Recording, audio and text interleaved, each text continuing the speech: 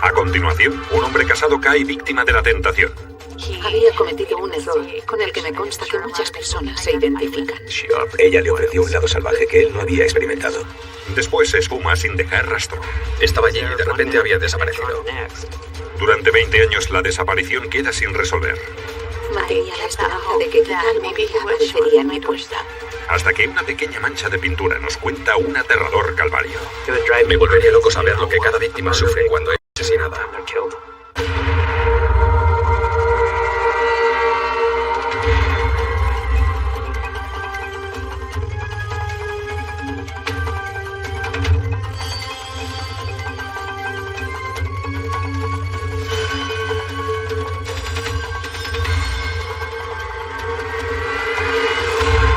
Crímenes imperfectos. Secretos guardados. La mina de cobre Kennecott, a las afueras de Salt Lake City, Utah, es conocida como el agujero más rico de la Tierra. Y el cobre no es el único mineral valioso. Extraen oro y plata. Tienen equipos muy caros y con ese tipo de cosas, los robos son un gran problema allí.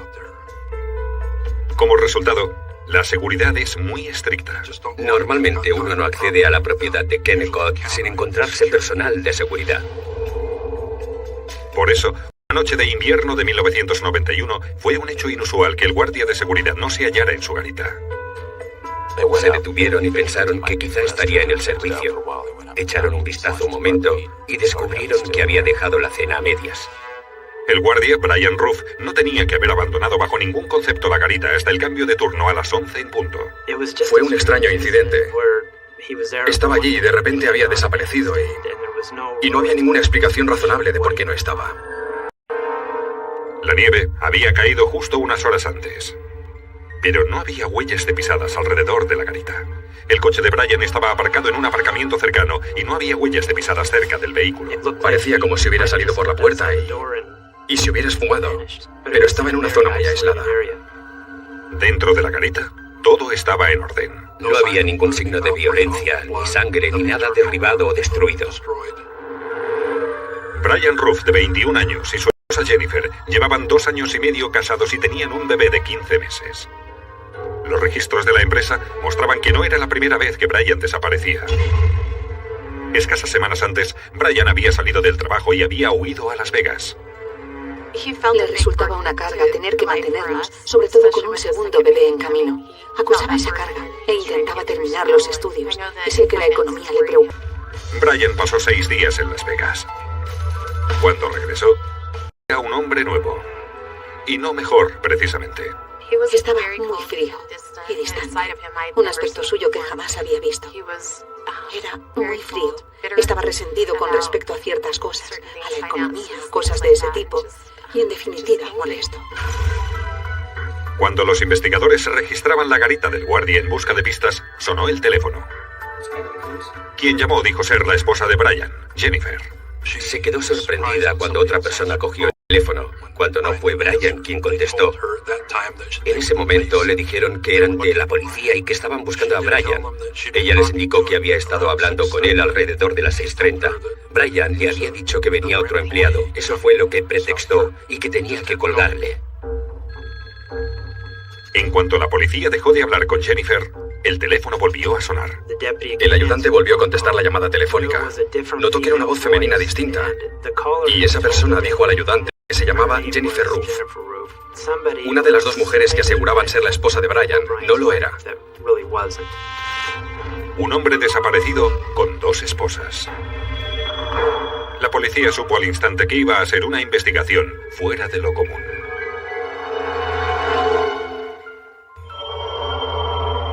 Poco después de la desaparición de Brian Ruff de su puesto de seguridad, 2 mujeres llamaron al teléfono de su trabajo pidiendo hablar con él. Ambas se identificaron como su esposa. El sistema de identificación de llamadas de la empresa reveló que una de las 2 era realmente la esposa de Brian, Jennifer. La otra era Christy Bradley, de 20 años. Estaba casada con Dale Bradley, también guardia de seguridad de la mina Kennecott, y uno de los compañeros de trabajo de Brian Ruff. Fue entonces cuando enviaron inspectores a casa de Dale y Christy para averiguar qué estaba pasando. Christy dijo a la policía que ella y Brian se habían hecho buenos amigos y que hablaban habitualmente por teléfono.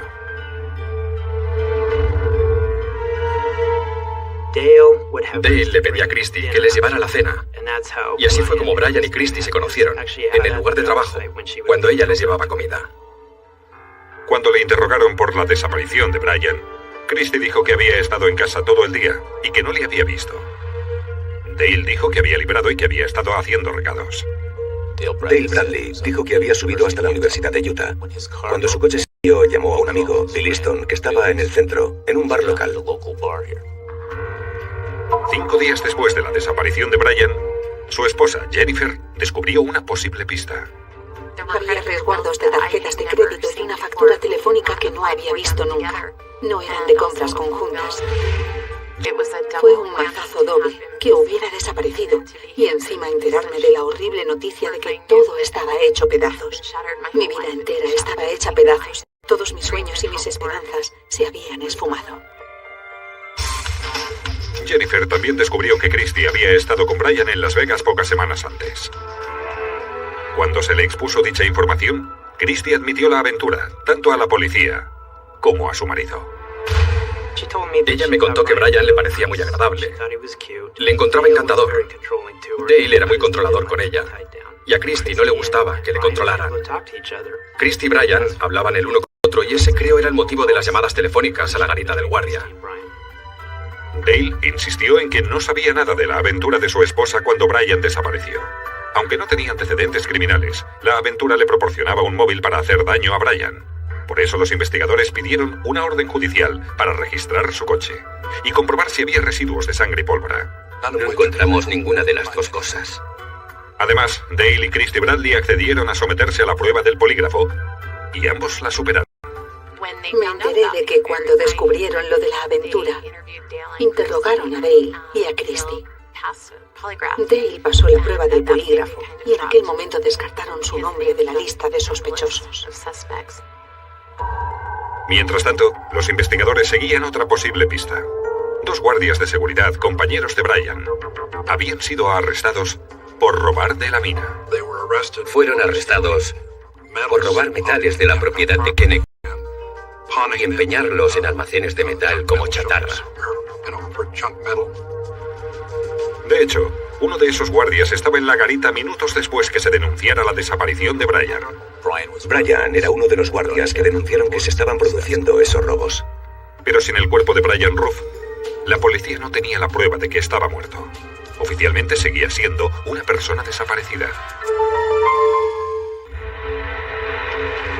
Poco después de la desaparición de Brian Roof, la policía descubrió una serie de robos perpetrados por guardias de seguridad en la mina Kennecott.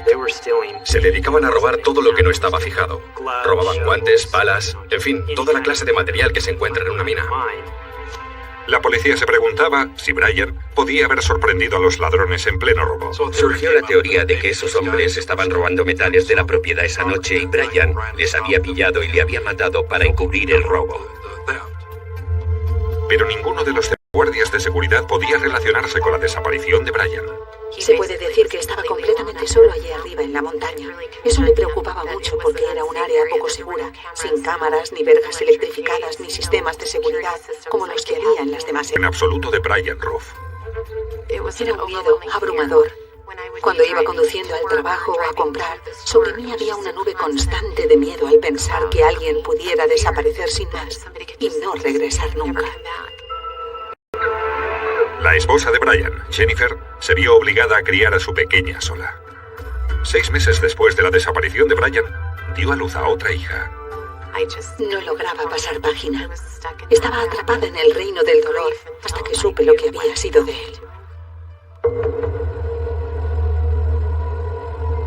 1 año después, unos excursionistas descubrieron restos humanos en una zona de acampada a unos 80 kilómetros de la mina Kennecott. Al principio me pareció una piedra y después restos humanos. Aún llevaba puesto el uniforme de seguridad y además la cartera y todo intacto. Es él, Brian Patrick Raff.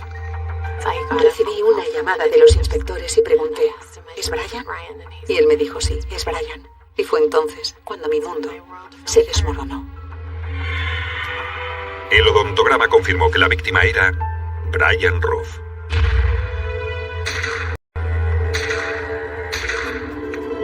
La autopsia mostró que le habían disparado 5 veces por la espalda. Pensé que de alguna manera se había metido en medio de algo ilegal y le habían matado por ello. Los equipos de búsqueda encontraron cerca del cuerpo 5 casquillos de una pistola del calibre 22. Los investigadores creían que a Brian le dispararon a escasos metros de donde fue enterrado en una tumba poco profunda. Al día siguiente, cuando estábamos allí arriba trabajando de nuevo, uno de los perros de la unidad canina encontró una bota de vaquero de color negro, que se identificó como una de las botas de trabajo de Brian, y que fue recuperada a unos 60 metros hacia el este del lugar donde lo enterraron. Nunca se encontró una segunda bota. Pero había pasado tanto tiempo, y había caído tanta lluvia y tanta nieve, que no se hallaron más pistas en el escenario. Es frustrante, no se puede describir de otra manera. Sin pruebas que vinculasen a nadie con el crimen, el caso se enfrió y los años pasaron. Hasta 14 años más tarde, cuando Todd Park, un inspector de casos sin resolver de la oficina del sheriff del condado de Salt Lake, recibió una llamada telefónica de las autoridades del vecino condado de Carbon. Cuando se recibió la llamada, supongo que sentí como un soplo de aire fresco, ya que me permitía abordar otro caso y profundizar en él. La policía del condado de Carbon estaba investigando a Dale Bradley en base a la sospecha de que había asesinado a su segunda esposa, Crystal. Dale había sido sospechoso en el asesinato de Brian, primera esposa de Dale, Christy, que a la sazón vivía en Texas. Cuando el inspector Park se puso en contacto con ella, 14 años después del crimen, le sorprendió que el caso no se hubiera resuelto porque Dale le había contado que habían arrestado a alguien por el crimen y ella le había creído. Pero eso obviamente era mentira. Y Christy contó a la policía algo que no había mencionado durante la primera investigación. Dijo que el día después de la desaparición de Brian, Dale limpió el interior de su coche. En todo el tiempo que hacía que le conocía, nunca le había visto limpiar aquel maletero. Nunca, desde que tenía aquel Camaro. ¿Por qué lo haría Dale? La policía se preguntaba si Brian Roof habría estado dentro de aquel maletero. ¿Había sangre? ¿Le dispararon en el coche y le envolvieron en una manta? ¿Habría que buscar pruebas residuales en el coche? Pero después de 14 años, ¿podría la policía encontrar el Camaro de Dale Bradley? Han pasado 14 años desde el asesinato de Brian Roof y los investigadores nunca han perdido la esperanza de llegar a resolver el caso. Lo que tenía Brian era que era muy buen chico, que era muy buen padre, y a pesar de su aventura, creo que era muy buen marido. Pero tenía muchos problemas, y pienso que habría sido capaz de hacer algo bueno con su vida y su familia si hubiera podido seguir viviendo, pero murió prematuramente. Cuando los investigadores supieron que su primer sospechoso, Dale Bradley, era entonces sospechoso en otra investigación por asesinato, decidieron examinar una vez más las pruebas. Y esta vez, en la bota de Brian Roof, la que encontraron en las montañas cerca de donde había sido enterrado, detectaron algo. Una especie de marca de rozadura en la suela, que parecía pintura de un color naranja rojizo. Cuando vi aquella muestra de pintura, me vino a la mente como un destello que era el mismo color de pintura que llevaba Dale Bradley en su coche. Y me emocioné. Tenía como mariposas en el estómago y pensé, le tengo. El analista forense Bill Schneck examinó la pintura con un estereomicroscopio. No eran fragmentos de pintura adheridos a la bota, sino que en realidad la pintura había manchado el cuero de la suela de esa bota. Hizo falta una fuerza tremenda para que la pintura quedara fijada a la suela. ¿Sería producto de la fuerza ejercida tratando de abrir a patadas el maletero de un coche para salir de él, por ejemplo? Bill Schneck necesitaba saber si el fabricante del Camaro de Dale Bradley había pintado el interior del maletero. Por suerte, Schneck tenía un amigo que restauraba coches antiguos. Y casualmente tenía allí un Camaro del 75 cuando fui a verle. Abrió el maletero y había pintura original en él. Era una buena noticia. Dale Bradley conducía un Camaro rojo de 1974 en la época del asesinato de Brian. Ese coche. Volaron en una avioneta y buscaron ese coche por todas partes. Gracias a una gran dosis de investigación, averiguamos que el coche se había vendido. Desgraciadamente, 2 años después del asesinato de Brian, el nuevo dueño vendió el coche como chatarra. Aquel coche había sido desguazado. Había quedado reducido a cubitos. Pero un examen del expediente del caso reveló una sorpresa. 14 años Un inspector concienzudo había tomado muestras de pintura del coche de Dale. Simplemente las tomamos.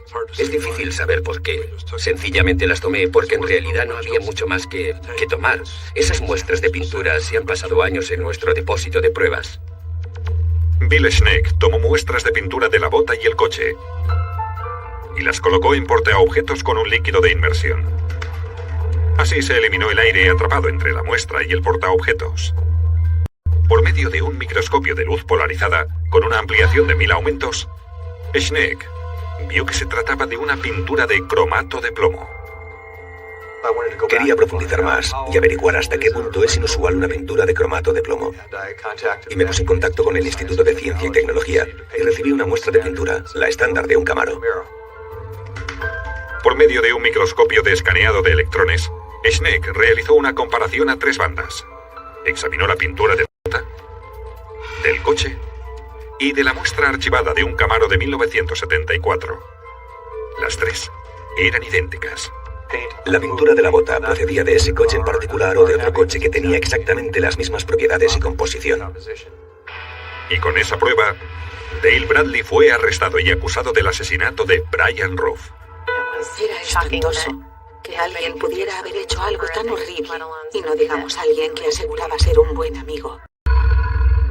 La acusación cree que Dale o bien sabía o tenía fuertes sospechas de que Brian Roof tenía una aventura amorosa con su mujer, Christy, y temía que ella fuera a abandonarle. Creo que estaba tan furioso porque Christy y Brian le habían traicionado que estaba dispuesto a hacérselo pagar a él. Las pruebas forenses sugieren que el plan de Dale era eliminar a la persona que él percibía como su competencia. Dado que conocía el horario de Brian y cuándo había menor movimiento de tráfico, sabía exactamente cuándo atacar. Hola, ¿qué haces aquí?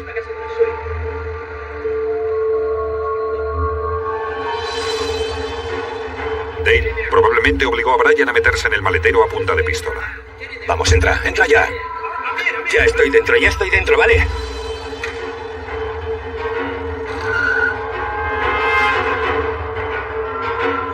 fragmento de pintura quedó incrustado en su bota.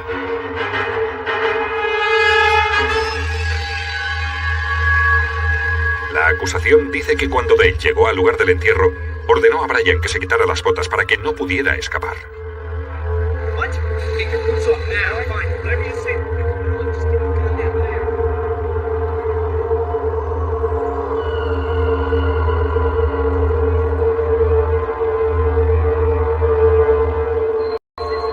Después le obligó a meterse en un hoyo poco profundo que, según ellos, debió haber cavado aquel mismo día.